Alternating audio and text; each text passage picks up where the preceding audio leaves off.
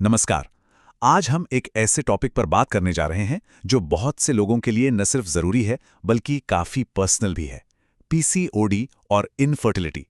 देखिए, ये सिर्फ मेडिकल चैलेंजेस नहीं है बल्कि ये हमारे आज की लाइफस्टाइल से भी बहुत गहराई से जुड़े हुए हैं। तो चलिए इसे आयुर्वेद के नजरिए से समझने की कोशिश करते हैं।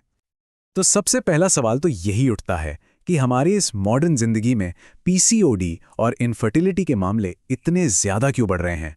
ये एक ऐसा सवाल है जो हर किसी को परेशान करता है और आज हम इसी की जड़ तक जाएंगे। और इसका जवाब पता है आयुर्वेद में बहुत ही साफ और सीधे तरीके से दिया गया है। इसे कहते हैं आहार विहारज विकार। मतलब ऐसी बीमारियां जो हमारे खानपान और रहने सहने के तरीकों से पैदा होती हैं।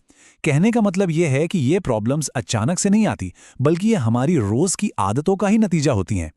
तो चलिए अपने सफर के इस पहले पड़ाव पर चलते हैं और इस मॉडर्न फर्टिलिटी चैलेंज को समझते हैं। देखते हैं कि कैसे पुराने और नए दोनों तरह के नजरिए मिलकर हमें एक नई समझ देते हैं।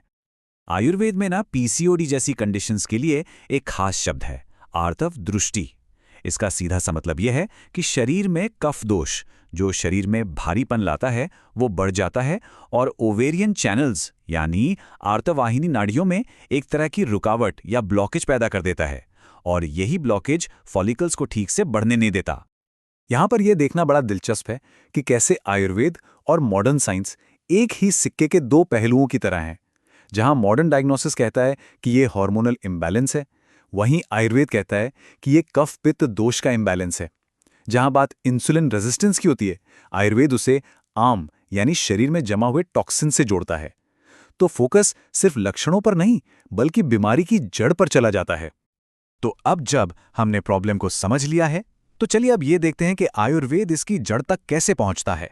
एक ऐसा तरीका जो सिर्फ ऊपरी लक्षणों से कहीं ज्यादा गहरा है। और ये कोई आज की बात नहीं है। जरा सोचिए, सदियों पहले चरक संहिता जैसे ग्रंथ में लिखा गया था कि गर्भाशय की अशुद्धि या बीज यानी ओवम की कमजोरी गर्भधारण को रोकती है। इससे पता चलता है कि आयुर्वेद हजारों सालों से इनफर्टिलिटी के असली कारणों पर काम कर रहा है।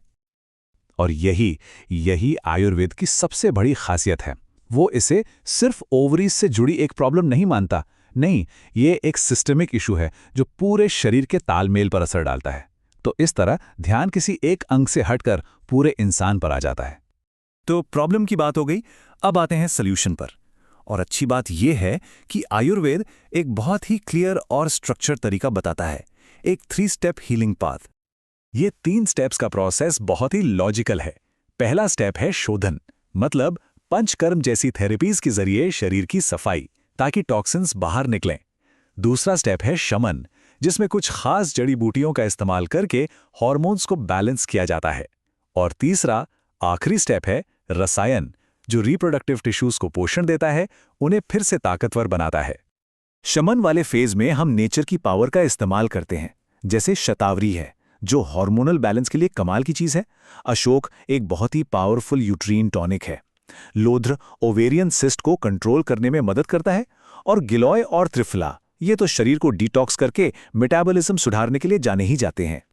अब सवाल ये उठता है कि ये सब पुरानी बातें हैं, क्या आज के जमाने में इसका कोई सबूत है? तो चलिए देखते हैं कि ये पुराना ज्ञान आज के साइंस की कसौटी पर कितना खरा उतरता है। देखिए, भाव प्रकाश निघंटू जैसे हमारे पुराने आयुर्वेदिक ग्रंथों में साफ साफ लिखा है कि शतावरी गर्भधारण को पोषित करती है और बल देती है।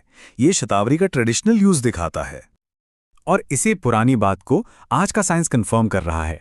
2020 की एक स्टडी बताती है कि शतावरी और लोध्र को एक साथ लेने पर ओव्यूलेशन रेट में 37% की बढ़ोतरी हुई और इंसुलिन रेजिस्टेंस 25% तक कम हुआ। ये तो ऐसा है जैसे पुराने ज्ञान पर साइंस ने अपनी मोहर लगा दी हो। और हाँ, ये समझना भी बहुत जरूरी है कि फर्टिलिटी का इशू सिर्फ महिलाओं से जुड़ा नहीं है। आयुर्वेद में पुरुषों की रिप्रोडक्टिव हेल्थ से जुड़ी समस्याओं को शुक्र दोष कहा जाता है। इसका मतलब है रिप्रोडक्टिव टिश्यूज में कोई कमी, जैसे स्पर्म की क्वालिटी या उसकी संख्या में कमी होना।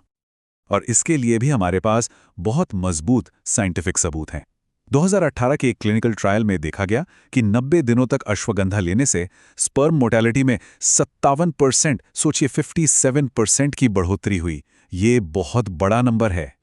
चलिए अब थोड़ा रियल वर्ल्ड डेटा देखते हैं।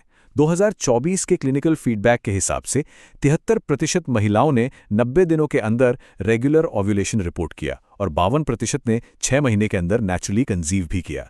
ये आंकड़े सच में उम्मीद जगाते हैं। अब हम आते हैं ट्रीटमेंट के सबसे ज़रूरी हिस्से पर, लाइफस्टाइल। क्योंकि आयुर्वेद ये मानता है कि हीलिंग में सबसे बड़ा रोल हमारा अपना होता है। यहाँ हमारी जीवन शैली ही सबसे बड़ी दवा है। और बैलेंस पाने का रास्ता बहुत आसान है। छोटी छोटी चीजें हैं, जैसे ताज़ा और गर्म खाना खाना, रोज 30 मिनट योग करना और रात को 10 बजे से पहले सो जाना। और साथ ही फास्ट फूड, बहुत ज़्यादा स्ट्रेस और देर रात तक जागने जैसी आदतों से बचना। ये छोटे छोटे बदलाव ही मिलकर एक बहुत बड़ा पॉजिटिव असर डालते हैं। तो चलिए अब इस पूरी चर्चा के सार पर आते हैं, उसके निचोड़ पर, एक ऐसा मैसेज जो सिर्फ जानकारी नहीं बल्कि एक उम्मीद भी देता है। अक्सर एक बात सुनने को मिलती है कि आयुर्वेद ना बहुत धीरे काम करता है, लेकिन सच पता है क्या है? आयुर्वेद धीमा नहीं, बैलेंस्ड है। जरा सोचिए, जो इम्बैलेंस शरीर में सालों से बना हुआ है, उसे जड़ से ठीक करने में थोड़ा वक्त तो लगेगा ही, है ना? पर जो रिजल्ट्स मिलते हैं वो सस्टेनेबल होते हैं, वो टिकते हैं। और आखिर में इसे गहरी सोच के साथ कि फर्टिलिटी सिर्फ यूटरस तक सीमित नहीं है, ये हमारी लाइफ फोर्स, हमारी जीवन शक्ति का प्रतीक है। इस नजरिए से देखें तो मकसद सिर्फ कंसीव करना नहीं रह जाता, बल्कि अपनी पूरी जिंदगी की एनर्जी को वापस पाना बन जाता है। तो ये एक सवाल है जिस पर सोचना बनता है कि क्या फर्टिलिटी की असली चाबी लक्षणों को दबाने में है या फिर शरीर के उस कुदरती संतुलन को फिर से जगाने में? इस पर विचार जरूर कीजिएगा।